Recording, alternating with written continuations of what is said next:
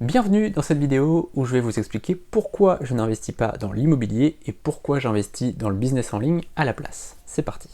Ma première raison de ne pas investir dans l'immobilier, c'est le rendement. Dans l'immobilier, le rendement c'est entre 5 et 20% par an en moyenne, alors que dans le business en ligne, c'est entre 20 et 200% par an en moyenne. Donc vous voyez un peu la grosse différence. Dans l'immobilier, si vous faites de la location long terme, vous allez être entre 5 et 10% par an. Et puis si vous faites de l'immobilier court terme, donc plutôt du Airbnb, du Booking, là vous allez être plus sur entre 10 et 20% par an. Il y a même des très bons qui arrivent à faire un peu plus que 20% par an, mais c'est exceptionnel.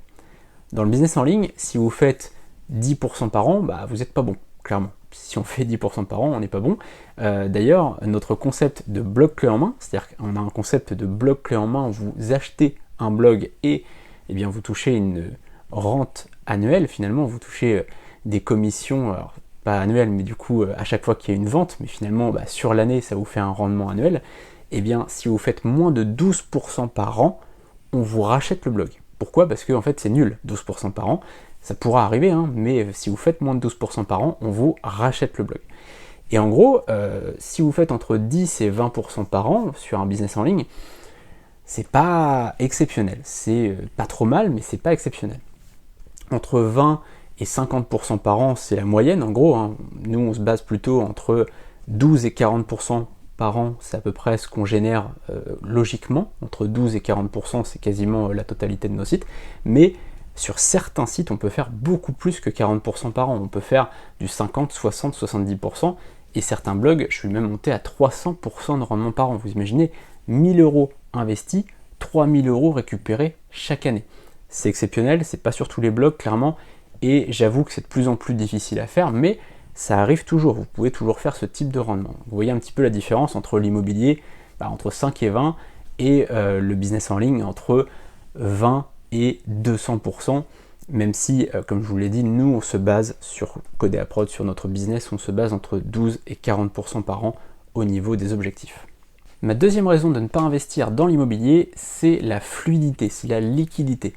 Je vous l'ai dit, c'est très important d'avoir un matelas de sécurité, on en a parlé dans une autre vidéo. Le matelas de sécurité, c'est primordial si vous voulez investir sereinement. Donc investissez toujours quand vous avez un matelas de sécurité. C'est comme si vous faites par exemple de l'escalade, c'est toujours important d'avoir un matelas en dessous et d'avoir en plus un harnais de sécurité, c'est très important. Là c'est exactement pareil, vous devez avoir tout ce qu'il faut pour vous protéger et il ne faut jamais investir de l'argent quand vous n'avez pas ce matelas de sécurité, parce que imaginons que vous ayez une panne de voiture, c'est un truc tout bête, mais si vous avez, 500 ou 600 euros de réparation à faire, eh bien vous devez pouvoir les faire sans avoir besoin de revendre des actions ou faire des choses comme ça.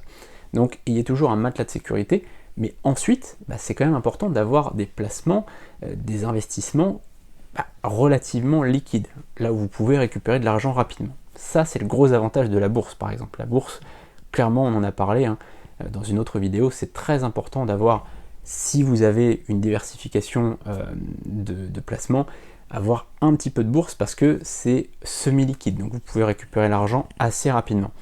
Alors que l'immobilier, c'est vrai que tout de suite, c'est très compliqué. Il faut faire de la paperasse, il faut repasser devant le notaire, etc. C'est très compliqué. Le jour où vous avez besoin d'une grosse somme d'argent et donc de revendre votre bien, c'est tout de suite très compliqué. Un business en ligne, c'est beaucoup plus fluide. Vous vous doutez bien que revendre un site, c'est quand même beaucoup plus simple que revendre un bien immobilier. C'est beaucoup plus rapide.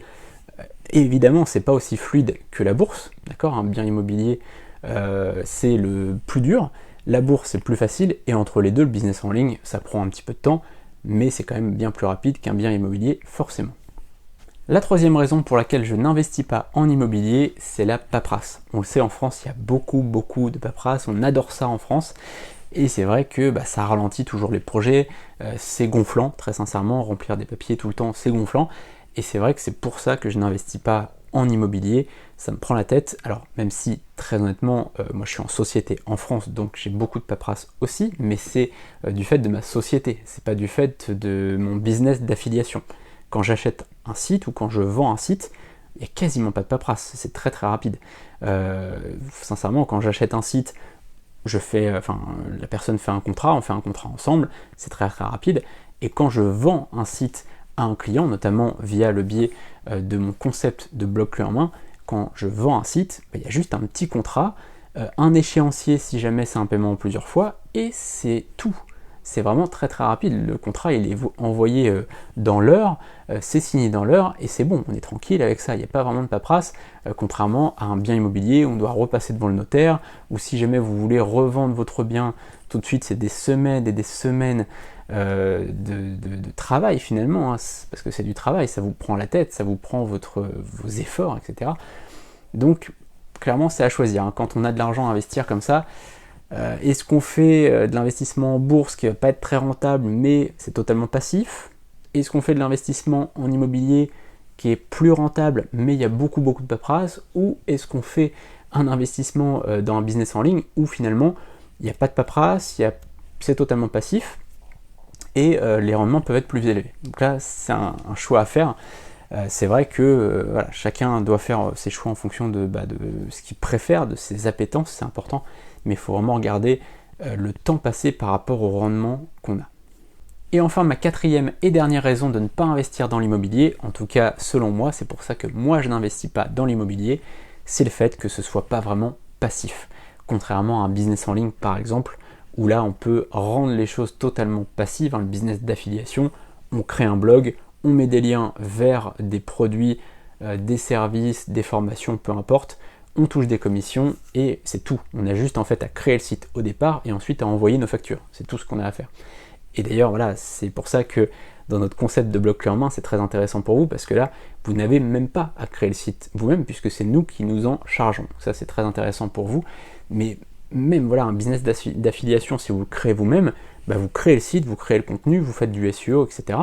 Et après, une fois que le SEO est fait, ce qui peut prendre un peu de temps, hein, c'est vrai que faire du référencement naturel, ça prend du temps, mais une fois que c'est fait, c'est bon, vous êtes tranquille. Vous avez juste à ajouter quelques articles de temps en temps, tous les ans, et c'est bon. Si vous voulez complètement vous décharger de ça, on peut s'en occuper, et là, vous avez vraiment absolument rien à faire. Mais voilà, c'est un choix à faire entre si vous préférez le faire vous-même et avoir un peu plus de rendement, ou si vous préférez qu'on s'en occupe, sachant qu'on fait ça depuis plus de 10 ans. Enfin moi en tout cas des blogs, j'en ai créé depuis 2012, donc c'est pas le premier que je crée. Et donc c'est vrai que ça, c'est un choix à faire. Est-ce que vous préférez un peu plus de rendement ou être accompagné? En tout cas voilà, pour ça en fait au niveau de la passivité, dans tous les cas ce sera passif. Alors que l'investissement immobilier, là c'est pas passif. C'est-à-dire que ok, vous pouvez mettre en gestion par une agence, c'est vrai, une agence peut venir, peut faire le check-in, peut faire le check-out, notamment quand il s'agit de biens pour de la location courte durée, il peut faire le check-in et le check-out, ça vous permet de gagner beaucoup de temps, vous pouvez déléguer le ménage, c'est très pratique aussi, mais à côté de ça, c'est votre responsabilité, c'est-à-dire que s'il y a un accident, s'il y a une fuite d'eau, s'il y a des travaux à faire, c'est toujours vous qu'on va appeler et qu'on va dire voilà, il faut aller faire des devis, il faut faire venir quelqu'un, il faut que vous veniez constater quelque chose, etc. etc. Donc il y a toujours de toute façon quand vous faites de l'immobilier votre responsabilité à la fin. Donc ne croyez pas que si vous mettez en gestion par une agence, vous n'avez rien à faire. Vous avez toujours votre responsabilité à faire puisque c'est votre bien immobilier. Donc ça c'est une chose aussi, voilà, vous ne pouvez pas partir au Chili pendant 6 mois avec le téléphone éteint, c'est pas possible, vous ne pouvez pas. Vous pourriez avoir des problèmes en faisant ça. Donc vraiment, l'immobilier c'est bien, c'est très très bien, c'est génial, mais moi je le fais pas pour ces raisons, pour ces 4 raisons qu'on a vues dans cette vidéo. N'hésitez pas à vous abonner juste en dessous et à activer la cloche pour ne rien manquer des prochaines vidéos. Je prépare pas mal de nouvelles vidéos, n'hésitez pas d'ailleurs à me dire dans les commentaires s'il y a des idées de vidéos que vous voudriez que je fasse, et à mettre un petit pouce bleu pour nous encourager, pour avoir un meilleur référencement finalement sur les vidéos et pouvoir donc proposer de nouveaux contenus. A très bientôt pour une prochaine vidéo. Salut!